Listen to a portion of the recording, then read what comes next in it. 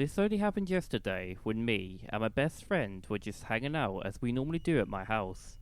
We were really bored, so we decided to take a car walk around my neighbourhood. Or so we thought. So let me tell you about my block. There's a hospital nearby, and my neighbourhood has a history of drug and alcohol related incidents, but those don't really happen often. Nevertheless, it was kinda dodgy.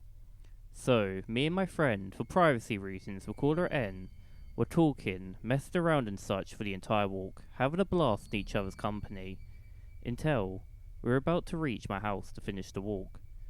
Now, let me set the scene. So we just turned a corner to walk down our street, with houses on one side, a parkland on the other side, and a two-lane road separating them.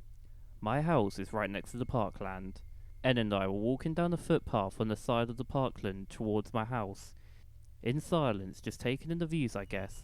I don't know why, but when we were about 50 meters away from my house, I heard footsteps around 50 minutes away from me and N. Only one. I casually turned around, expecting a young teenager or an older person, because that's usually who we see walking along these footpaths in my area. But what I saw will be burnt in the back of my head for years. 50 minutes away from us, there was this off-looking man who looked young. I'd say mid-20s. He had a skinny figure and dull but fierce-looking eyes. He wore a dark hoodie and jeans, and he was looking at me with this unsettling look in his eyes. But the absolute worst part of this was that man was limping very aggressively, walking very quickly towards me and N. It looked unnatural. It looked like he was possessed, and he was grinning at me with the most creepiest smile I've seen in my life. It was twisted. His head was cocked to the side, and this man's teeth were so yellow I could see it from 15 meters away. He looked psychotic, and he looked like he wanted to harm us in the most brutal way imaginable. I whipped back around and told N to start to quickly walk back to my house, because running might make this man angry and run after us. We don't know if he's high or drunk or not, but I was too panicky and I didn't even mention why we should haul ass back home. N turned around and almost screamed and stared in shock. I've never in my life seen someone pull this kind of face before. I grabbed her wrist and we sped up to reach home. I turned around and the man was about 9 or 10 meters away from us, and he was moving quicker with that disturbing broken limp of his. If it didn't look unnatural or scary to even begin with, it sure did now.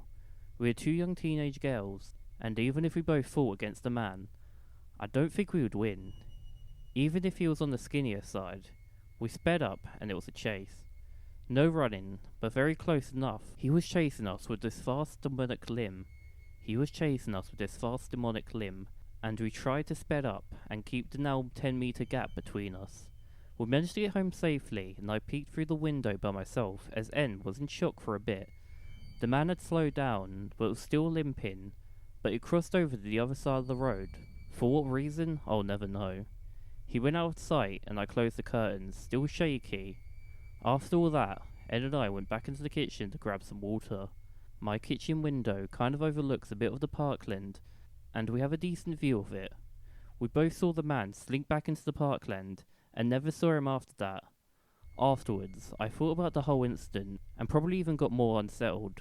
I only heard one footstep, no pattern, nothing, just a thump on the ground by a sneaker. That's it. It then hit me. The man was trying to attack N and I. He was trying to sneak up on us. It gives me anxiety knowing that if I didn't hear the single footstep or didn't turn around, we could have been in some serious trouble. That man could have had a knife or a different type of weapon on his hoodie pockets. Who knows what could have happened.